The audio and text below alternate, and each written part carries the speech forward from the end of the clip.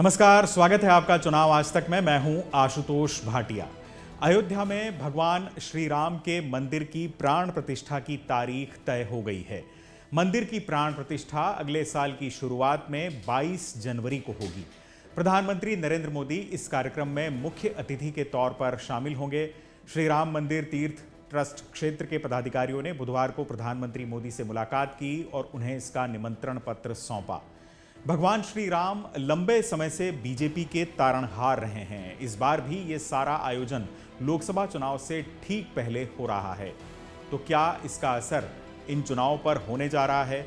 Election analysis में आज हम इसी मुद्दे पर बातचीत करेंगे, लेकिन आइए उससे पहले सुन लेते हैं कि श्री राम जन्मभूमि तीर्थ क्षेत्र ट्रस्ट के महासचिव चंपत राय ने प्रधानमंत्री नरेंद्र मोदी से मुलाकात के बाद क्या कहा।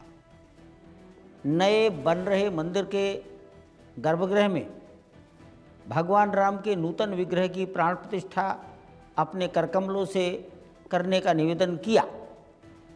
प्रसन्नता की बात है, प्रधानमंत्री जी ने हमारा निवेदन स्वीकार किया।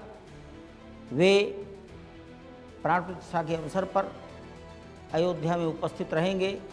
प्राण प्रतिष्ठा 22 जनवरी 2024 ये अब निश्चित हो गई है।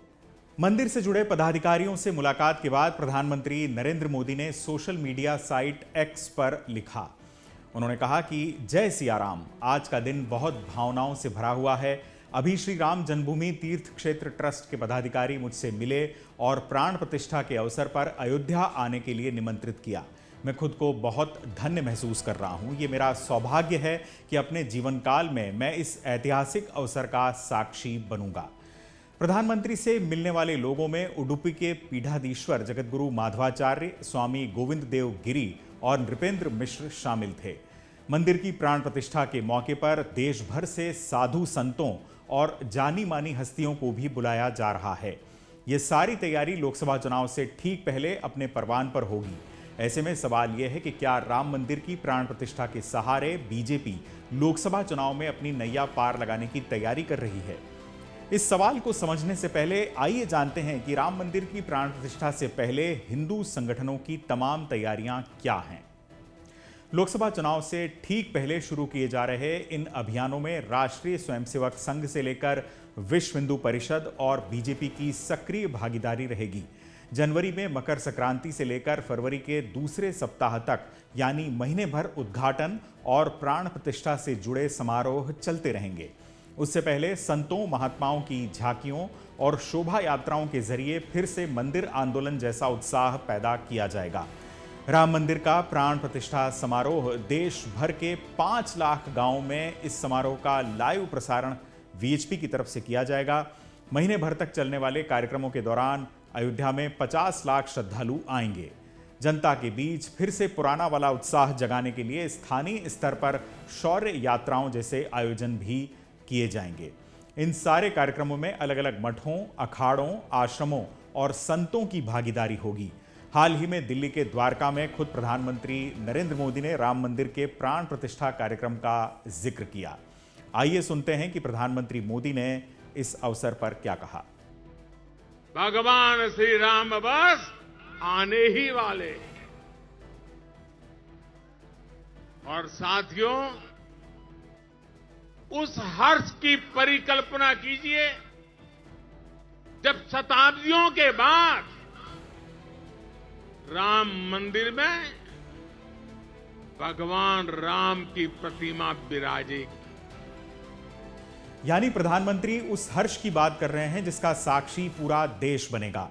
राम मंदिर में रामलला के विराजमान होने की डेट भी ऐसे समय आई है जब 5 राज्यों में विधानसभा चुनाव का बिगुल बज चुका है। विधानसभा चुनाव की वोटिंग होगी और उस समय राम मंदिर में होने वाले समारोह भी शुरू हो जाएंगे। यानी लोकसभा चुनाव से पहले माहौल में भगवान श्री राम की एंट्री चुनाव में पलड़ा बीजेपी की तरफ झुका सकती है। भगवान राम यूं भी लंबे समय से बीजेपी के तारणहार रहे हैं।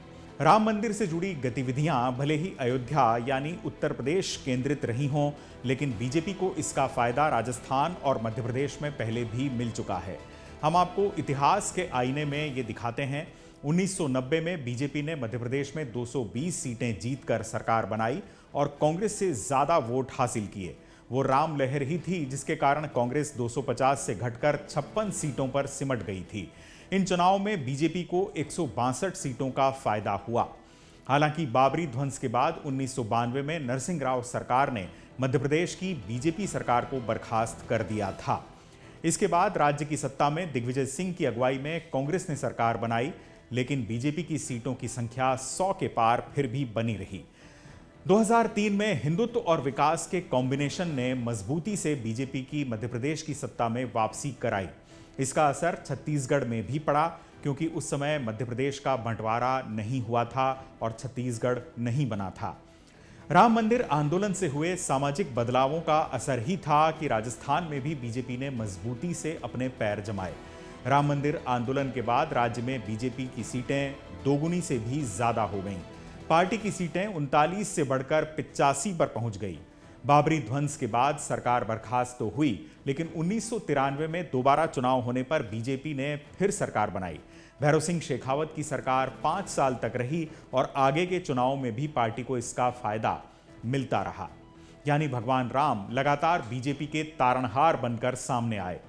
राम मंदिर पर सुप्रीम कोर्ट का फैसला आने पर जब वीएचपी ने समर्पण अभियान चलाया था, तब उस अभियान से देश के 62 करोड़ लोग जुड़े थे। अब 5 राज्यों के चुनाव से पहले भी आने वाले 15 दिन तक चुनावी प्रचार में राम मंदिर का मुद्दा छाया रहेगा। बहरहाल अब प्रधानमंत्री के राम मंदिर का निमंत्रण स्वीकार करते ही बीजेपी और विपक्ष के बीच तलवारें भी खिंचनी शुरू हो गई हैं। डीएमके नेता एक बार फिर ये कह रहे हैं कि भगवान राम तो सिर्फ कथा के एक पात्र हैं, तो उधर कांग्रेस ने भी प्रधानमंत्री नरेंद्र मोदी को दिए निमंत्रण पर अपने तरीके से सवाल उठाए हैं। आइए सुनते हैं। मैं क्या कह सकता हूं? इन लोगों ने इतिहास को नष्ट किया है और ये इतिहास को पौराणिक कथाओं से रिप्लेस कर रहे हैं। राम का जन्म होना एक मिथोलॉजी है। बीजेपी की रुचि राम में नहीं है, बल्कि इस नाम से मिलने वाले राजनीतिक फायदे में है। देखिए, निमंत्रण सिर्फ एक ही पार्टी को जा रहा है क्या? कौन कौन पहुंचता कौन नहीं पहुंचता उस पर मैं कोई टिप्पणी नहीं कर सकता हूं, लेकिन भगवान सिर्फ एक पार्टी तक सीमित रह गए हैं क्या? निमंत्रण देने हैं और उसमें अगर उत्साह और उल्लास सबका देखना है तो सभी को होना चाहिए, सभी को निमंत्रित करना चाहिए। तो सुना आपने, ये थी विपक्ष की आपत्तियां। देखा जाए तो विपक्ष के बयान पहले भी बीजेपी के लिए संजीवनी का काम कर चुके हैं। पार्टी के चाणक्य अमित शाह इन बयानों का चुनावी इस्तेमाल करने में महारत रखते हैं। इस साल जनवरी में अमित शाह ने त्रिपुरा में पार्टी की रथ यात्रा में कहा कि 2024 में 1 जनवरी से राम मंदिर खोल दिया जाएगा। यह घोषणा सोची समझी रणनीति का एक हिस्सा थी। बीजेपी चाहती थी कि तमाम विरोधी दल इस पर बयान देना शुरू करें, और ऐसा हुआ भी। कांग्रेस अध्यक्ष खड़गे ने अमित शाह के बयान पर पानीपत की एक रैली में कहा कि आप कौन होते हैं राम मंदिर पर बयान देने वाले? क्या आप मंदिर के महंत हैं? आपका काम कानून और व्यवस्था बनाए रखने का है। खड़गे का पानीपत वाला बयान बीजेपी के लिए संजीवनी बन गया। बीजेपी ने प्रचारित किया कि जब राम मंदिर बनने वाला है तो खड़गे जैसे नेता उसमें रुकावट बनकर सामने आ रहे हैं। ऐसे में सवाल यह है कि विधानसभा चुनाव से ठीक पहले राम मंदिर पर विपक्ष क्या एक बार फिर बीजेपी के ट्रैप में फंस रहा है? समझना मुश्किल नहीं है। चुनाव आज तक में मेरे साथ फिलहाल इतना ही। चुनाव से जुड़ी तमाम खबरों और ऐसे ही दिलचस्प चुनावी विश्लेषण के लिए देखते रहिए चुनाव आज तक। वीडियो पसंद आया हो तो लाइक करें, साथ ही हमारा चैनल सब्सक्राइब करना न भूलें। नमस्कार।